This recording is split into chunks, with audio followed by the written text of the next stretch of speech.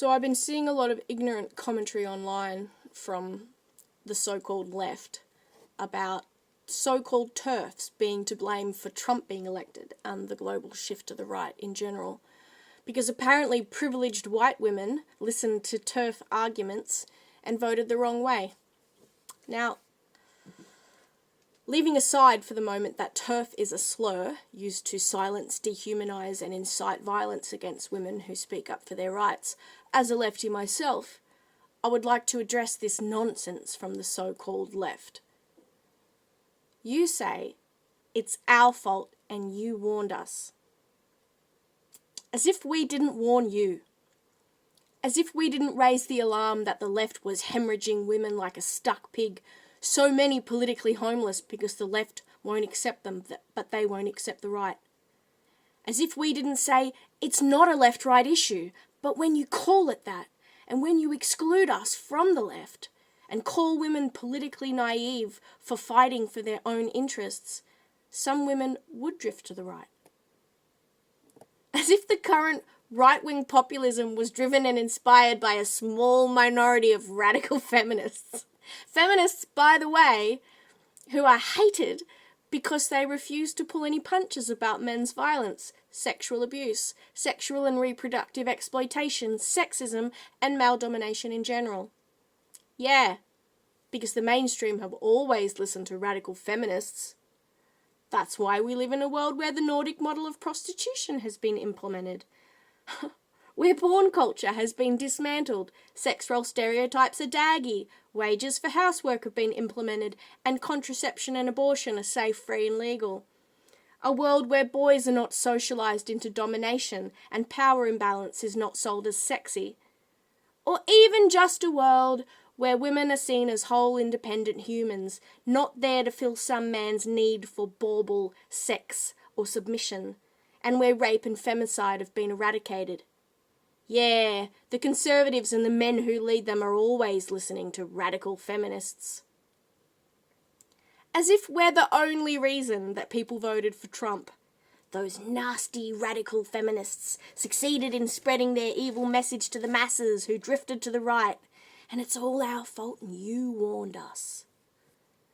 As if we didn't warn you that people wouldn't stand for it if they really knew what was going on. The raping, murdering, battering men placed into women's prisons, the male kickboxer who cracked a woman's skull in the ring, that no one would mind the men who got away with punching grandmothers in the street for speaking up, the loss of single-sex strip searches, single-sex intimate care, home care, workplace change rooms, ladies' baths, shelters, group therapy, sports, and on around the world, the lies told to young people and the unnecessary medical experimentation.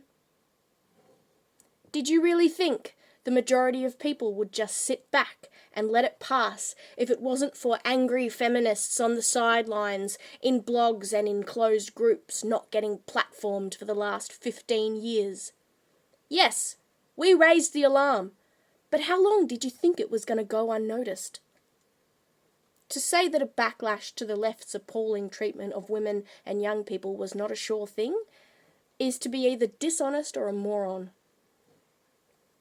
We warned you that these things were an inevitable consequence of the changes being made to law and policy. You said they would never happen and that we were trafficking in lurid what-ifs.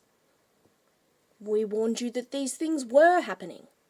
You said it couldn't be true, that we had been misled by fake news and manipulated for someone else's agenda. We showed you evidence, systematic reviews, testimonies and data. You called us bigots, tried to silence us, said you knew it was happening, but that's how it should be and it's right on. You were warned that you were handing talking points to the right, but you chose to double down. And now, when all we have said has come to pass, you point the finger at the messenger and say, it's her fault. Her fault. Should have kept her mouth shut.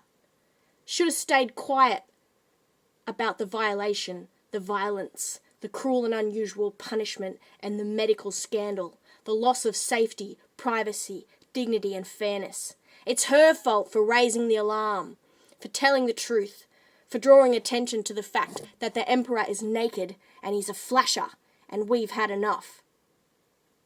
You lost the support of the people because of what you have allowed to come to pass and actively fought for against all of our advice, not because we wrote and spoke critically about it.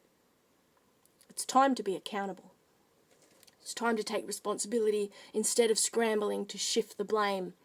If the left wants women back, it's time to fix your mistakes. And to do that, you first have to admit that you made them.